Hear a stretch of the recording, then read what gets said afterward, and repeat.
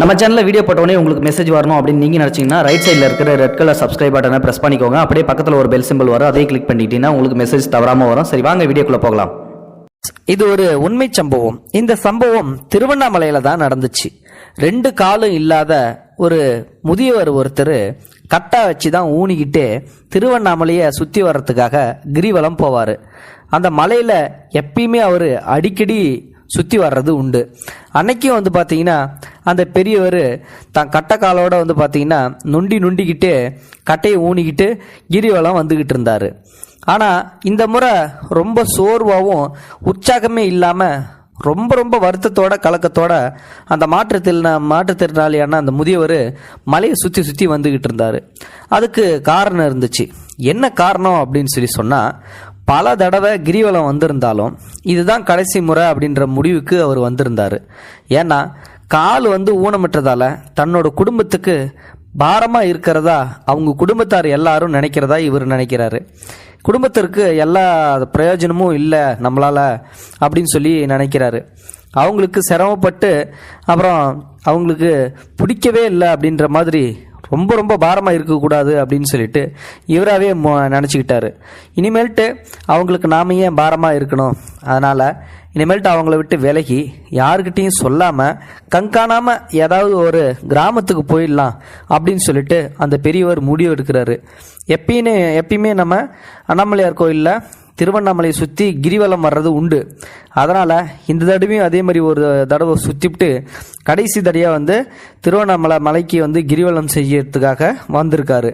விந்தி சூமன காலோட பெரியவர் திருவண்ணாமலையை வலம் வந்துக்கிட்டு இருந்தார். பாதி வழியில் பார்த்தீங்கன்னா அந்த பெரியவருக்கு ஆப்போசிட்டில், அதாவது எதிரில் ஒரு வாலிபன் வந்துக்கிட்டு இருக்கான். இந்த பெரியவரை பார்த்த அடுத்த நிமிஷமே இந்த பெரியவரை கிண்டல் பண்ணுறான். பெருசு கால் இல்லாத நீ எல்லாம் இங்கே கிரிவலம் வரணும்னு சொல்லி யார் கேட்டுக்கிட்டா? ஏன் தேவையில்லாமல் உனக்கு வேலை? நீ கிரிவலம் வரணும்னு இங்கே யார் அழுகுதான்? ஏன் இப்படிலாம் மலையை சுற்றி வர? உன்னெல்லாம் இப்படி சுற்றி வந்தால் என்ன கிடைக்க போகுது உனக்கு? தேவையில்லாமல் உனக்கு இதுக்கு ஏன் வேலை? உனக்கு இதெல்லாம் சரிப்பட்டு வராதுன்னு சொல்லிட்டு ஒரு எதிர்பாராத ஒரு செயலை செய்கிறான் அந்த இளைஞன். என்ன செய்கிறான் அப்படின்னா, அந்த பெரியவருக்கு உதவியாக இருந்த அந்த 2 கோலையும் பார்த்தீங்கன்னா வெடுக்குடு பிடிக்கி தூக்கி கடாஞ்சிவிட்டான். இப்போ எப்படி நீ போவ பார்ப்போம் அப்படின்னு சொல்லிட்டு. பாவம் அந்த பெரியவர் அந்த கட்டையை வச்சு தான் ஊனி நடந்து வந்துக்கிட்டு இருந்தார். அந்த கட்டையும் பிடுங்கி அந்த வாலிபன் தூக்கி கடாயிடுறான். அந்த பெரியவருக்கு வந்தது பாருங்க கோபம், பொத்துக்கிட்டு வந்துச்சு. சச்சான கோபம். பயங்கரமாக திட்டுறாரு அந்த பெரியவர். ஏன்டா அறிவு கட்டவனே, ஏன்டா இப்படி பண்ணுற? நான் திருவண்ணாமலையை சுற்றி வந்தது உனக்கு பிடிக்கலன்னா நீ பாட்டுக்கு போக வேண்டியதானே? எதுக்கு ஏன் கட்டையை பிடுங்கண்ணே? உன்னால் பாடுறா நான் இப்போ எப்படி நிற்கிறேன் அப்படின்னு சொல்லிட்டு உடனே பார்த்தீங்கன்னா உனக்கெல்லாம் மனசாட்சியே இல்லையா?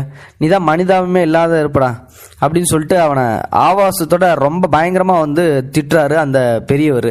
ஆனால் திட்டிகிட்டே இருக்கும்போது தன்னை அறியாமலே தன்னை உத்து பார்க்குறாரு அந்த பெரியவர். ஏன்னா உடம்பு மனசும் அப்படியே அவருக்கு சிலுத்து போச்சு. அவர் ஊனமாக இருந்ததால் அந்த கட்டையை பிடிச்சிக்கிட்டு நொண்டி நடந்துட்டு இருந்தார் இல்லையா? அந்த கட்டையோட உதவி இல்லாமலேயே இப்போ அவர் தன்னுடைய சொந்த காலிலேயே நிற்கிறாரு. கவட்டு கட்டோட உதவியோட சுற்றிக்கிட்டு இருந்த அவர் திடீர்னு ஜம்முன்னு நேராக நின்னதை அவராலே அதை பொறுத்துக்க முடியல. அதை பார்த்தா அந்த பெரியவர் ரொம்ப அதிர்ச்சி ஆயிடுறாரு. என்னடா அது, நம்மளா இப்போ நிற்கிறோம்? இத்தனை வருஷமாக நம்ம காலு கீழே ஊனவே இல்லையே, கட்டையை வச்சு நடந்துகிட்டு இருந்தோமே. திடீர்னு அந்த இளைஞன் நம்ம கட்டையை பிடுங்கி போட்டான், நம்ம திடீர்னு நிற்கிறோம், ஒன்றுமே புரியலையே.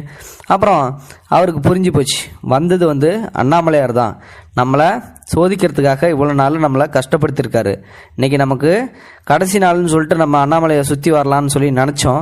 ஆனால் அவரே நேரில் தரிசனம் கொடுக்குற மாதிரி ஒரு இளைஞர் ரூபத்தில் நம்மளுடைய கட்டையை பிடுங்கி நம்மளை நிற்க வச்சுட்டே போயிட்டாரு அப்படின்னு சொல்லிட்டு அந்த இளைஞன் சென்ற திசையை நோக்கி அவர் வணங்குறாரு. அவர் கண்கள்லேருந்து ஆனந்த கண்ணீர் அளப்பாயுது.